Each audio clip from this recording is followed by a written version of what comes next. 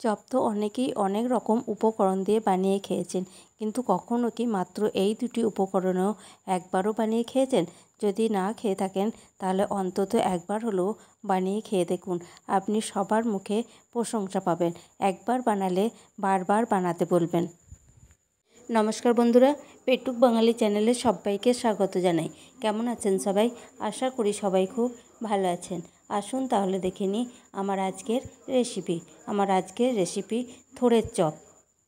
থোড়ের chop বানাবার জন্য এখানে আমি থোড়টাকে খুব ভালো করে কেটে ধুয়ে পরিষ্কার করে নিয়েছি। আর থোড়ের মধ্যে যে সুতোর মতো অংশগুলোকে থাকে সেইগুলোকে ভালো করে বাদ দিয়ে দিয়েছি। আর এখানে নিয়েছি কয়েকটা আলুটাকেও কেটে পরিষ্কার করে ধুয়ে নিয়েছি। এরপর আলু আর থোড়টাকে প্রেসার কুকারের মধ্যে সেদ্ধ করে নিয়েছি।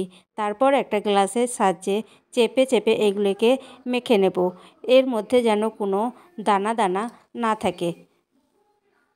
মেখে নেওয়া হয়ে গেছে। এখন আলু আর থোড়ের একটা পুর বানিয়ে নেব। চলে এলাম পুরটাকে বানিয়ে নেবার জন্য। তো তার জন্য ওভেনের মধ্যে একটা কড়াই বসিয়ে দিয়েছি, আর কড়াইয়ের মধ্যে দিয়ে দিয়েছি কিছুটা পরিমাণ সর্ষের তেল। তো প্রথমে আমি কিছুটা বাদাম আর শুকনো লঙ্কা ভেজে নেব। তো তেল গরম হয়ে গেছে, এবার ওই তেলের মধ্যে বাদাম দিয়ে দিলাম। গ্যাসের ফ্লেমটাকে একেবারে লোতে রেখে বাদামগুলিকে নাড়াচাড়া করে ভেজে নিতে হবে। তো বাদাম ভেজে নেওয়া হয়ে গেছে, এখন এবার এগুলিকে তুলে নেব। বাদাম তুলে নেওয়া হয়ে গেছে, এরপর ওই তেলের মধ্যে 4টে শুকনো লঙ্কা ভেজে নেব। তো একটু নাড়াচাড়া করে নেবার পরেই লঙ্কাটাকেও কড়াই থেকে তুলে নেব। লঙ্কা ভেজে নেওয়া হয়ে গেছে, এবার কড়াই থেকে এগুলিকে তুলে নেব। তারপর ওই তেলের মধ্যে দিয়ে দিলাম থেঁতো করে রাখা আদা রসুন।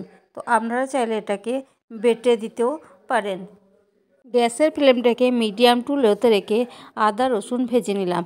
তো এরপর দিয়ে দেব কিছু মশলা। তো এখানে আছে জিরে গুঁড়ো, ধনে গুঁড়ো, হলুদ গুঁড়ো আর লঙ্কা গুঁড়ো। এখন এইগুলিকে আদা রসুনের সঙ্গে হালকা করে ভেজে নেব।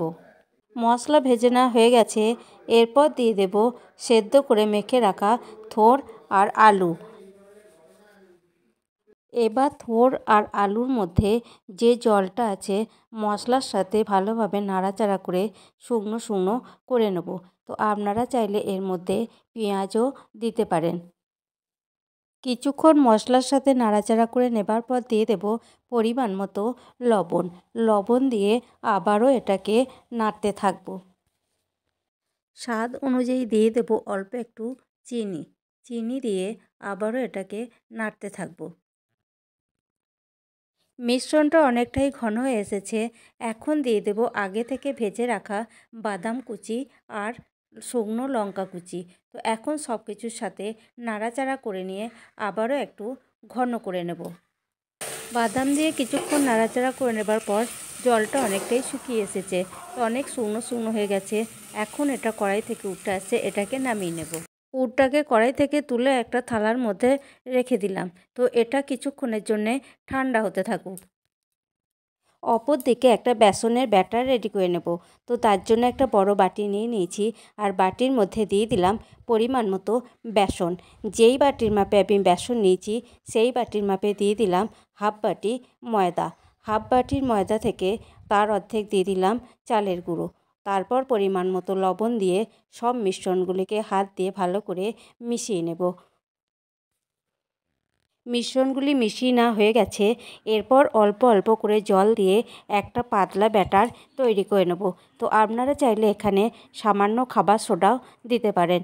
আমি এখানে খাবার সোডা ব্যবহার করছি না, কারণ যেহেতু এখানে চালের গুঁড়ো আর ময়দা দিয়ে দিয়েছি, তো এমনিতেই চপগুলো মচমচে হয়ে যাবে। তো তারপর ব্যাটারটাকে মেখে নেবার পর এখানে দিয়ে দিলাম অল্প একটু হলুদ গুঁড়ো আর সামান্য লঙ্কা গুঁড়ো। সব কিছু দিয়ে মিশিয়ে নেবার পর ব্যাটারটাকে ঠিক এই রকম ঘনত্বের মধ্যে রাখতে হবে। এবার চপগুলোকে তৈরি করে নেব। তো তার জন্য এরকম একটা প্লাস্টিক নিয়ে নিয়েছি, আর প্লাস্টিকটাকে ভালো করে ধুয়ে পরিষ্কার করে তেল ব্রাশ করে নিয়েছি। এদিকে মিশ্রণটাও ঠান্ডা হয়ে গেছে। তো তারপর এখান থেকে অল্প করে নিয়ে হাতের সাহায্যে বলের আকারে তৈরি করে নেব। গোল করে নেবার পর এই প্লাস্টিকের মধ্যে এগুলিকে রেখে দেব। প্লাস্টিকটা আমি যতটা বড় নিয়েছি তাতে করে আমার 6টা চপ একসাথে তৈরি করে নেওয়া যাবে।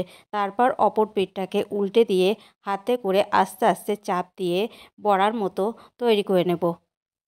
চপের শেপ দিয়ে নেওয়া হয়ে গেছে। এরপর এগুলিকে তুলে একটা পাত্রের মধ্যে রেখে দেব। সবকটা চপই একই রকমভাবে বানিয়ে নিয়েছি। এখন এগুলিকে ভেজে নেবার পালা। তার জন্য ওভেনের মধ্যে একটা কড়াই বসিয়ে দিয়েছি, আর কড়াইয়ের মধ্যে দিয়ে দিয়েছি কিছুটা পরিমাণ সর্ষের তেল। তো আপনারা চাইলে এইগুলিকে সাদা তেলেও ভেজে নিতে পারেন। এরপর এইভাবে আলতো হাতে একটা নিয়ে বেসনের ব্যাটারের মধ্যে ডুবিয়ে তেলের মধ্যে ছেড়ে দেব। তেলটাকে প্রথমে খুব ভালো করে হাই ফ্লেমে গরম করে নিয়েছি। তারপর মিডিয়াম টু লোতে রেখে চপগুলিকে একে একে তেলের মধ্যে ছেড়ে দিলাম।